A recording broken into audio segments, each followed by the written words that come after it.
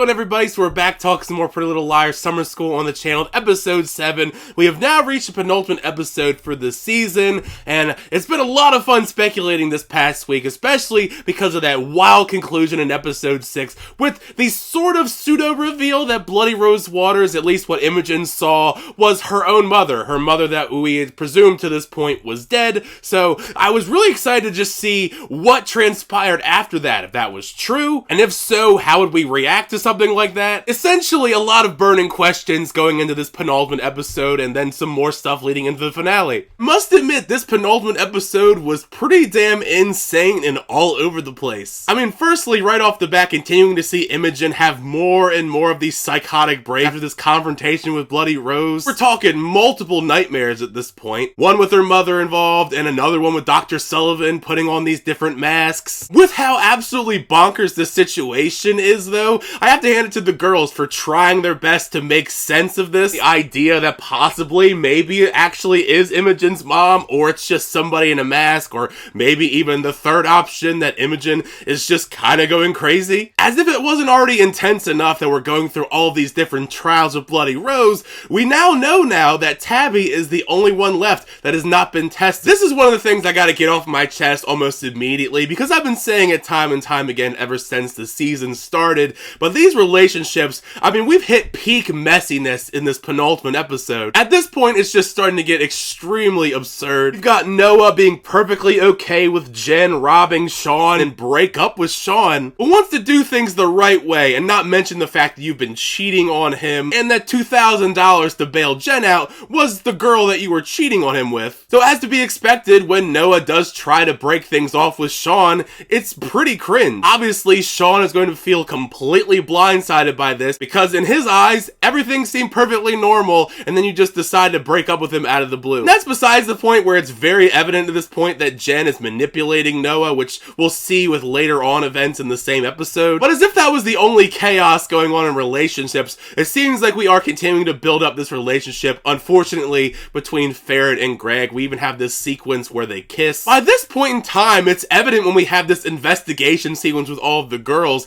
there are quite a lot of suspects now, many of which we've been speculating about the entire season because they have potential motives. One of the biggest ones definitely being Kelly's mom. I mean, Kelly's mom has always been strange, and we continue to see that further and further in the scenes between her and Kelly, where she's talking about the girls getting their comeuppance and they're gonna burn. There's even a sequence where she's tending to some roses, but now I definitely think that she is a prime suspect, but with the hints that they're giving here, it feels like it would be way too obvious for her to be Bloody Rose Waters. Speaking more on Kelly, until Farron went try and get answers from Kelly, I guess I never expected that potentially Kelly could be a target for Bloody Rose Waters, just because she, for the most part, has been so adjacent to the ongoing story and the main girl's storyline. It did end up planting a seed at the back of my mind that potentially she could be tested or a target. Considering the strange nature behind Wes's disappearance out of nowhere last week, it felt so abrupt that he just shows up at the movie theater, apologizes to Tabby and Christian,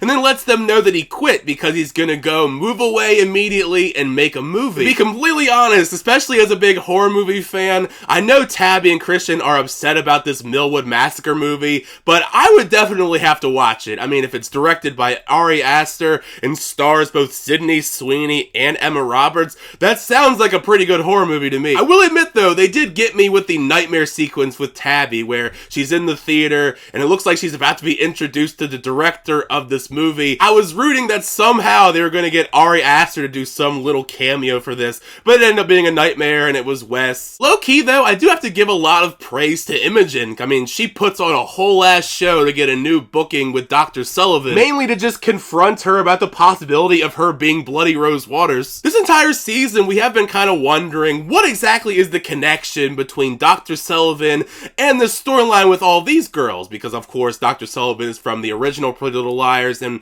we weren't really seeing yet why she would be in this. And the reasoning behind how we're connecting the storylines together is certainly fascinating. I'm curious to see if what everything Dr. Sullivan is saying is completely the truth though. Since it turns out she's actually met Archie Waters before, and she's been haunted by his presence ever since, even blaming him for the death of her son Sebastian, because in her eyes, she believes that he was murdered by Archie Waters, which is certainly an interesting way to kind of tie the storylines together, but yet I'm still kind of weary on if everything Dr. Sullivan says is 100% truthful, because you never really know with this woman. Part of me does feel kind of bad because the storyline revolving around Mouse in episode 7, I don't think I was supposed to laugh at it, but I did kind of, just because it ended up being kind of silly due to how wild everything gets revolving around the Spooky Spaghetti website, where this Bloody Rose cult member straight up walks into the store with a Spooky Spaghetti shirt on and sells his laptop to her. And then she goes onto the website and sees all this talk about a reckoning coming,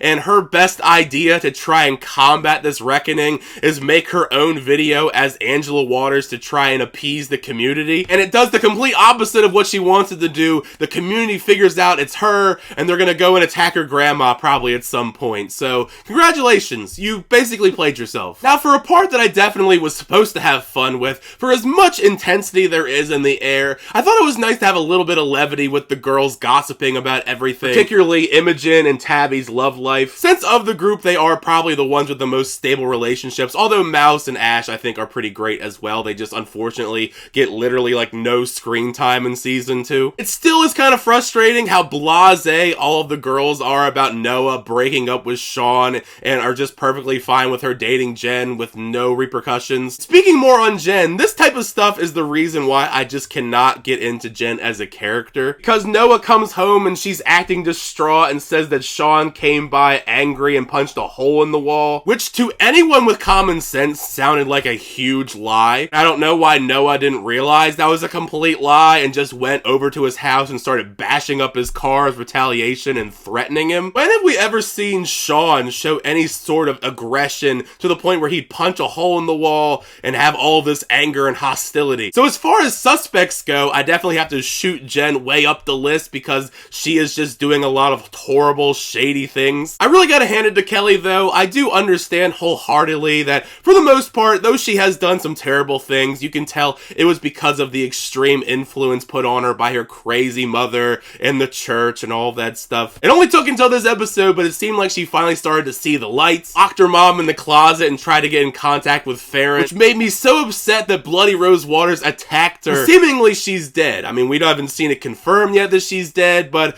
I'm really bummed out if Kelly goes out that way. This entire climax leading into the finale though is wild. Between the attack on Kelly, Imogen goes back to the car and sees Dr. Sullivan is missing with the car covered in roses. So I guess Dr. Sullivan got kidnapped again. For some reason, the real Rose Waters is with Mouse's grandma. It's so much insanity to take in these last couple minutes that I have no idea where we're going with this finale episode. It's still up in the air on the reveal of who Bloody Rose Waters is, how many people are involved in helping out Bloody Rose Waters. Seems like the reckoning is going to happen in the finale because we're definitely setting that in place to happen. But I don't know. All I know is next week it's going to be pretty insane. But now for my thoughts on the episode, make sure you share your thoughts down below. What did you think of this penultimate episode of Pretty Little Liars Summer School? Did you like the episode? Did you not like the episode? How'd you feel about all the storylines here? And especially the ending. What do you think is going to happen in the conclusion, the finale next week? We've got a lot of stuff to talk about in the comments, so make sure you share your thoughts down below.